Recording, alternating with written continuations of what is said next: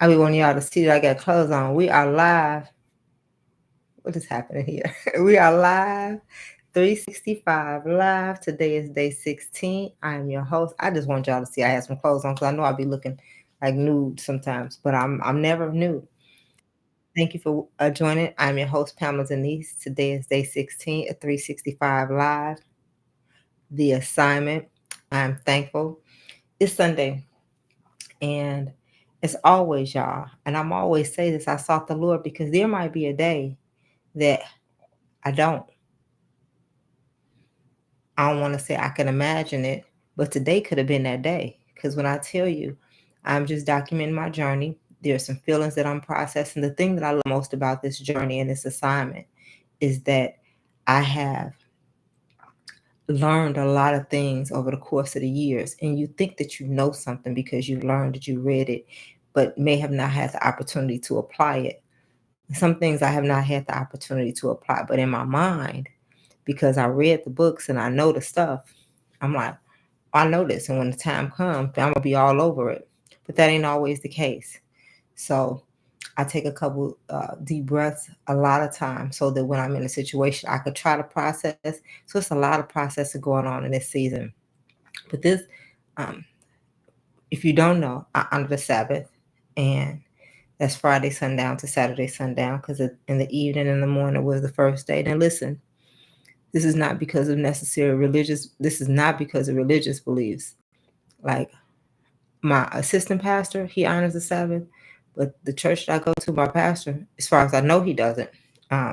Sunday is the day that we worship, so that's just the day. But because I'm a Bible reader, and I don't overlook the small things, like Sunday is the first day of the week, meaning Saturday is the seventh day of the week. And on the seventh day, God rested. And it's a commandment. He requires us to rest. And people trip out about that sometimes because it is not necessarily in alignment with Christian beliefs. I don't want my hair to be cut off in the video, but it's not necessarily in alignment with Christian beliefs.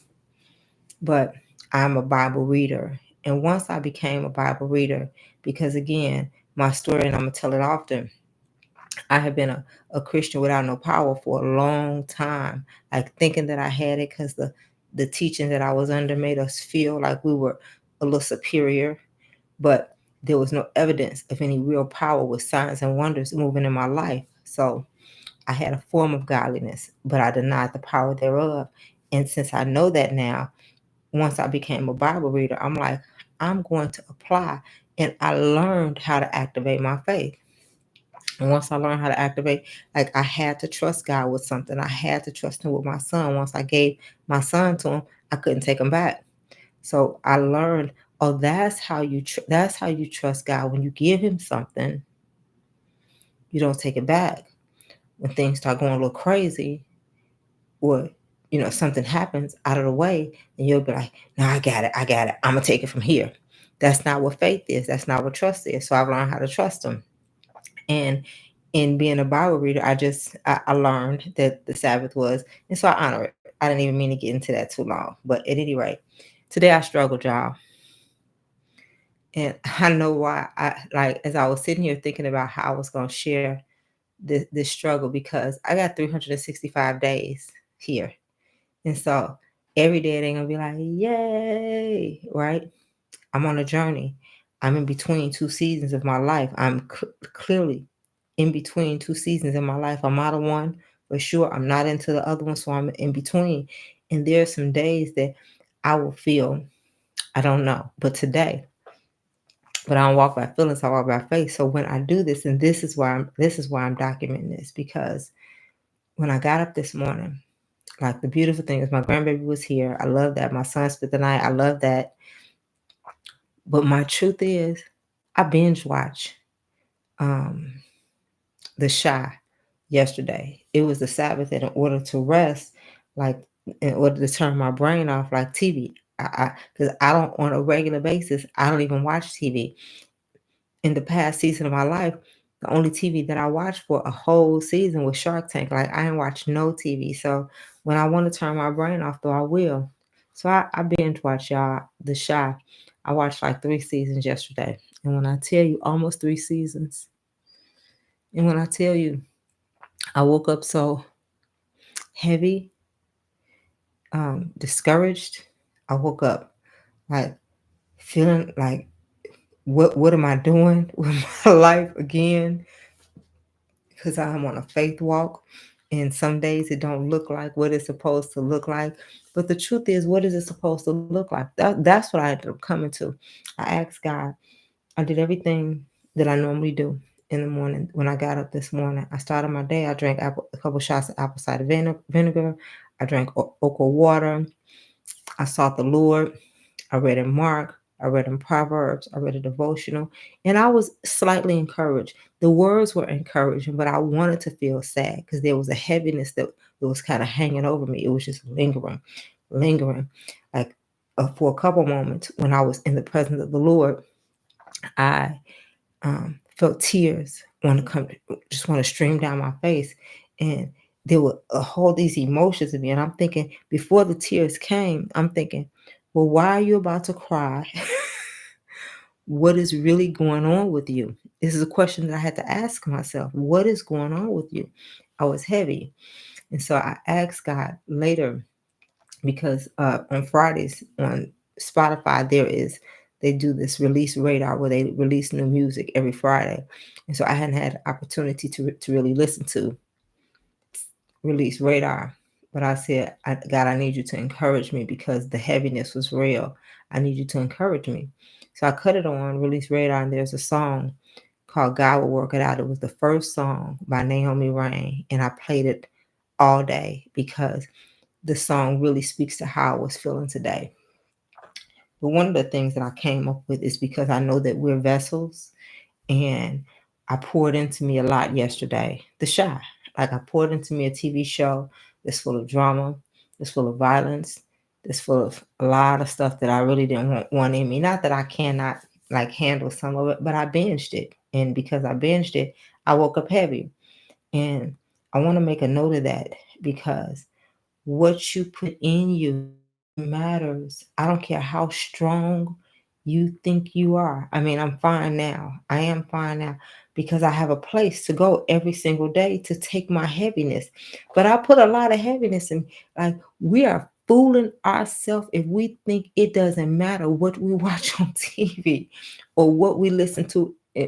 Like the music that we listen to, that we absorb into our spirits. We're fooling ourselves if we think it doesn't matter. It matters. It matters tremendously. And I'm here to attest to the fact that today it mattered a lot. I woke up heavy in tears before the Lord. And I know how to work it out. And I said, listen, God, I'm here. It doesn't feel like it's very effective, but do something in me. Remove this heaviness. Like I yield space to you. And I just like, I'm tired. Like that's one of the things I kept saying. I'm tired. I'm tired. Yeah. Because I watched 3 seasons of The Shy. Yeah, I'm tired. Like all I got up in my spirit, y'all. Some people will say, hey, I mean, it ain't that deep. Maybe not for you, but it is for me. And I thought I'd share. I went to church today because I needed to, because I still had some of that on me, even though I knew how to get it out. I went to the house of the Lord, and it was a really good service at a good time. I don't like to talk about what the preacher talked about a whole lot because I have my own relationship with God, and I'm not here to necessarily transfer messages unless something it really, really stuck out and I'm like all in it. But I went to church because I felt like I needed to be in the house of the Lord today. That's my truth. And so got up, I went and had some errands to run today. And I don't know a lot. I know in my 16 days that I've been here, there was one other day that I ate out. And so today I bought some vegetable fried rice from a a Thai restaurant around my house. And when I ordered, I went in. I went in to order because I don't want to call it in because I want to wait at the restaurant and like record a video while I was waiting on my food. So I did that. I was sitting in the restaurant and I had a really interesting interaction. There was a guy came in and And very cordial. I always speak to people.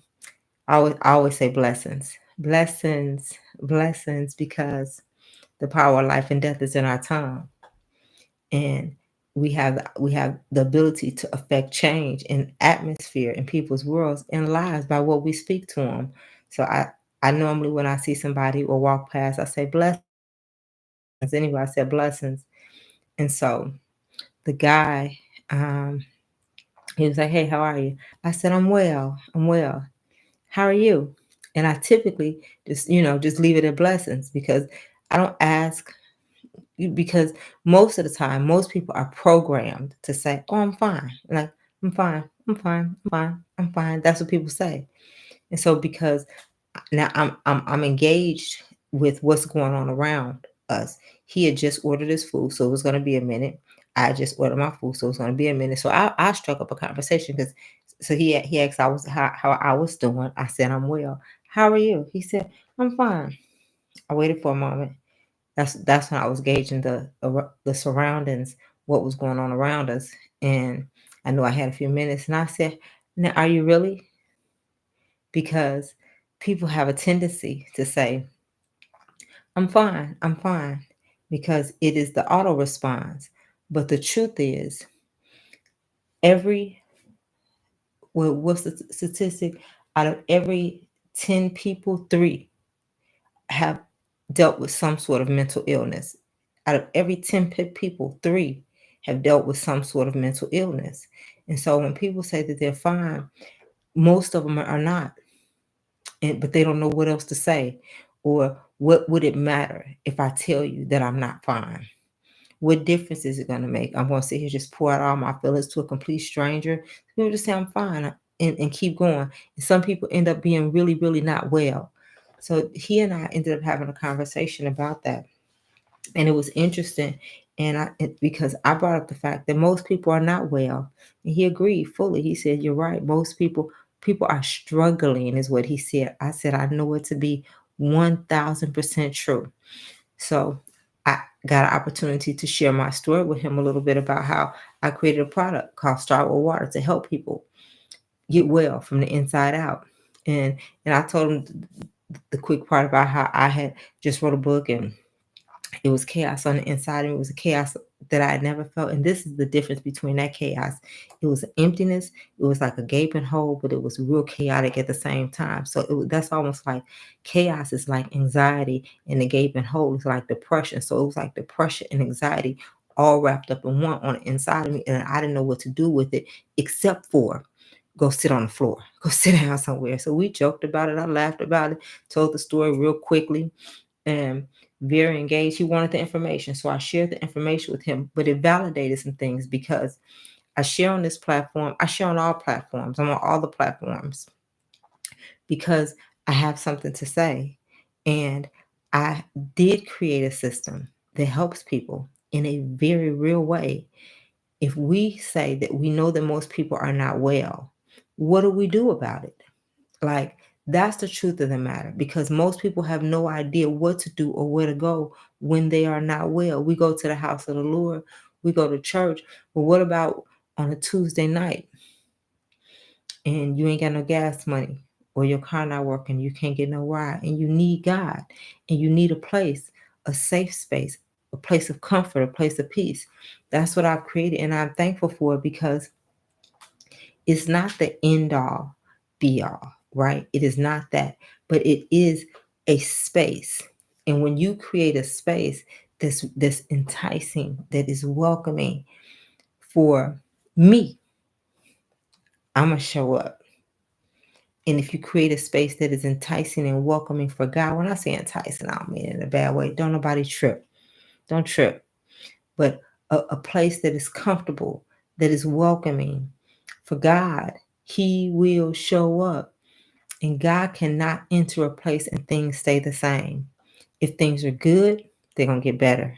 If they're bad, they're going to get gooder. You understand what I'm saying? If they're bad, they're going to get good. If they're good, they're going to get better.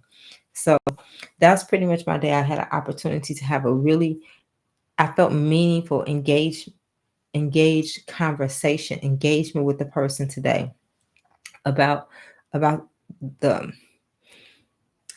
about the state of the world's health, spiritually, mentally. We didn't talk about physical, but that's so common. People see the physical, and I'm thankful. I started out the day struggling, heavy, because of a lot of what I took in. I was able to release some truth, shine some light, and speak some life into the world, is really is as well as get imparted into. That felt good. I am structuring my stories so that I can always have them ready at bay to speak to them, to speak life to somebody, because like I can tell you all about the product that I created, but if I don't tell you the stories about how I know they work and how they came to be, the origin story about how uh, about the first time I ever tried to meditate and I struggled real hard. It was literally the hardest 5 minutes of my life. Um, I lost my mother at the time.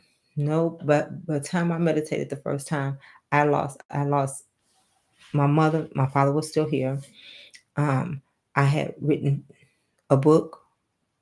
I've been self-employed. I've been married. I've been divorced. I've been a single parent. All the things, but sitting still for 5 minutes seemed to be the hardest thing that I'd ever done to that point. But I knew that what I was looking for was on the other side of it, so I did it. And I never stopped showing up because I found out what was on the other side of it. It was spiritual opposition in between. And the only way you can fight spiritual is with spiritual. And since I knew that the opposition that I was facing was spiritual, the only thing I could do was get in the spirit. We talk about the greater one that is in us, and he is. But if you don't give him no space, I mean, and I'm not talking about mental space because we're physical, mental, and spiritual. I'm not talking about mental space, thinking it through. I'm talking about yielding. You got to give him space in order to be greater in you. So, overall, it was a really, really good day. I met a couple people that I actually invited another person to my event. I'm having an event in a couple of weeks. It's going to be amazing. If you know anyone who's interested in the Chicagoland area, drop me a message. Let me know because it's going to be a spectacular event. I think I put my flyer out here, but I want to make sure I put it out here on YouTube because it's important. I want people from all walks, but especially in Chicagoland when I have live events, I want you all to be able to come out to them because I put a lot of energy and thought into the people that I bring together, and I want to make sure people have a really good time, but they get a wealth of information too. Like we can be cute, we can be fly, but if we're not making sense of our life just to be cute and fly, it's enough of that going on. So I'm gonna make sure that you leave with something that if you really want to change your life, that you'll have some tools to move you in a different direction, physically, mentally, and spiritually. So that's my time.